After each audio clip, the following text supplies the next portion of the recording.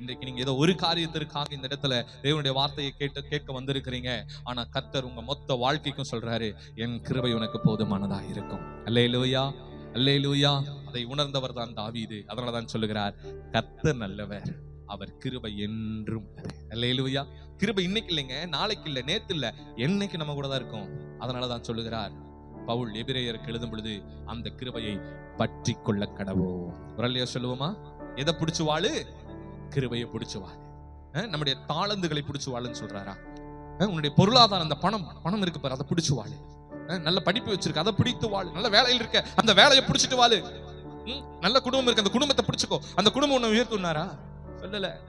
கிருபையை பற்றி கொள்ள கடவோம். கரங்களை தட்டி கர்த்தரை மகிமைப்படுத்துவோம். எதை பற்றி கொள்ள வேண்டும்? எதை பற்றி கொள்ள வேண்டும்? ஆமா, நமக்கு 1000 அனுகூலமான காரியங்கள் இருந்தாலும் நாம வாழணும்னா கிருபையைத்தான் பற்றி கொள்ள வேண்டும். அல்லேலூயா. நாம் வாழ வேண்டும் என்றால், நாம் கர்த்தருக்குள் நிலையா இருக்க வேண்டும் என்று சொன்னால், அந்த நிலையான பரலோக ராஜ்யத்தை நீங்களும் நானும் சுதந்திரித்துக் கொள்ள வேண்டும் என்றால் கிருபையை பற்றி கொள்ள கடவோம்.